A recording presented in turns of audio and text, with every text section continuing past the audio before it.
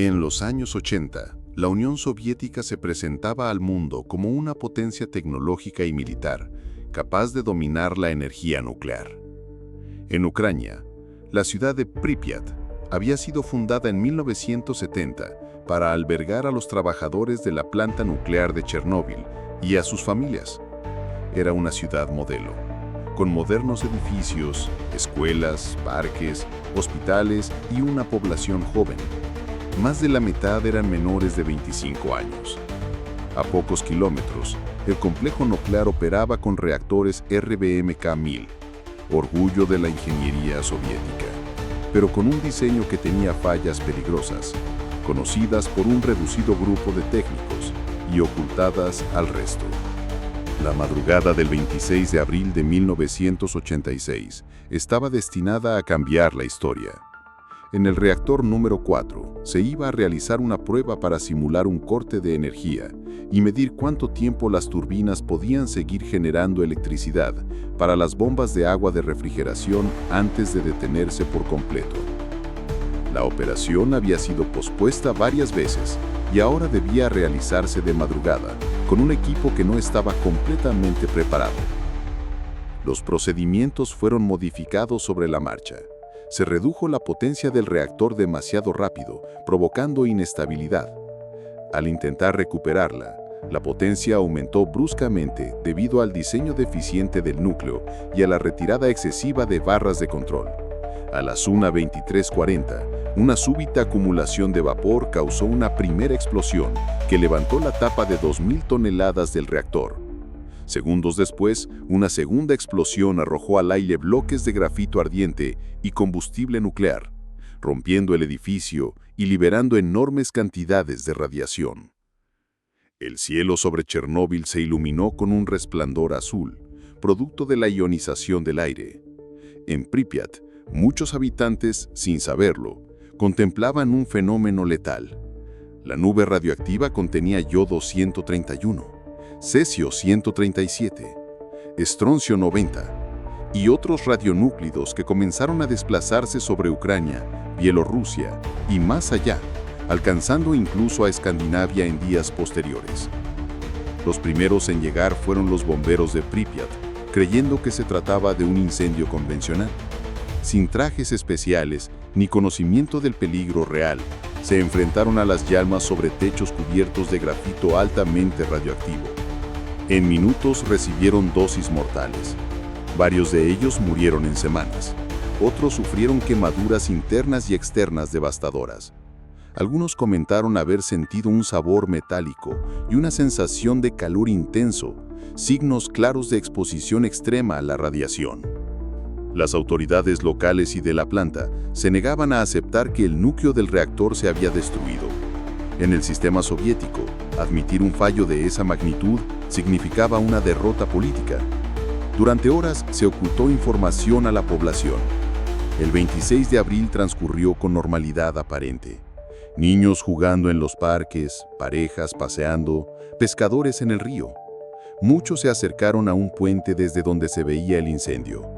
Más tarde, ese lugar sería llamado el Puente de la Muerte. La evacuación de Pripyat se ordenó recién el 27 de abril por la tarde, 36 horas después del accidente. Decenas de autobuses llegaron para transportar a unas 50.000 personas. Por altavoces se pidió que llevaran solo documentos, algo de ropa y comida para 3 días, asegurando que volverían pronto. La mayoría nunca regresó. Las viviendas quedaron como estaban: platos sobre las mesas, ropa colgada, juguetes en el suelo. En semanas siguientes, más de 120.000 personas fueron desplazadas de pueblos y aldeas cercanas. Mientras tanto, en la planta se libraba una batalla desesperada para evitar una catástrofe aún mayor.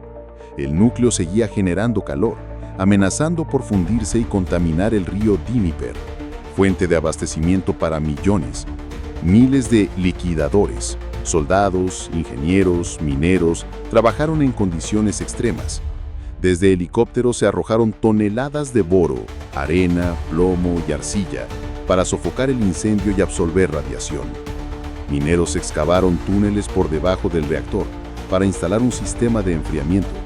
trabajando sin ventilación y expuestos a calor y radiación insoportable. En los meses posteriores, se levantó un sarcófago de hormigón para encerrar el reactor destruido. Era una solución temporal que con el tiempo se deterioró, filtrando radiación y obligando a construir décadas después una nueva estructura de acero llamada Nuevo Confinamiento Seguro, inaugurada en 2016. Las consecuencias humanas fueron devastadoras. En las primeras semanas, decenas murieron por síndrome de irradiación aguda.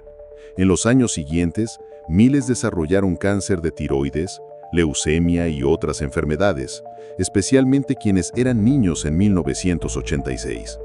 El suelo y los bosques quedaron contaminados. Uno de ellos, el Bosque Rojo, adquirió un tono rojizo tras morir sus árboles por la radiación, convirtiéndose en uno de los lugares más peligrosos del planeta. La nube radioactiva afectó a gran parte de Europa. En Suecia y otros países se detectaron niveles anormales de radiación que obligaron a la URSS a reconocer el accidente, rompiendo su silencio inicial. Las estimaciones de víctimas varían enormemente. Cifras oficiales hablan de unas decenas de muertos directos, mientras que organizaciones como Greenpeace calculan cientos de miles de muertes prematuras relacionadas con la exposición a la radiación. El desastre de Chernóbil tuvo profundas implicaciones políticas. Exacerbó la desconfianza hacia el gobierno soviético, mostró las deficiencias de su sistema y contribuyó, según muchos historiadores, a acelerar el colapso de la URSS pocos años después. También cambió la percepción global sobre la energía nuclear, llevando a reformas en seguridad y al cierre de algunos reactores RBMK. Hoy, la zona de exclusión de 30 kilómetros sigue siendo un lugar fantasmagórico. Pripyat permanece congelada en el tiempo. La noria del parque de diversiones, que iba a inaugurarse el 1 de mayo de 1986, nunca se utilizó. Los edificios se desmoronan lentamente, invadidos por la vegetación. La fauna ha vuelto en ausencia de humanos, pero los niveles de radiación aún hacen peligrosa la permanencia prolongada. Chernóbil ahora es símbolo y advertencia. Es recordado en documentales, películas y series como un recordatorio de que la combinación de errores humanos, fallas técnicas y secretismo puede tener consecuencias que duran generaciones. El 26 de abril de 1986 no solo marcó un antes y un después para Ucrania y la Unión Soviética, sino para el mundo entero. Bajo el acero y hormigón del nuevo confinamiento, el reactor 4 sigue albergando el recuerdo y la amenaza de una de las noches más oscuras de la historia humana.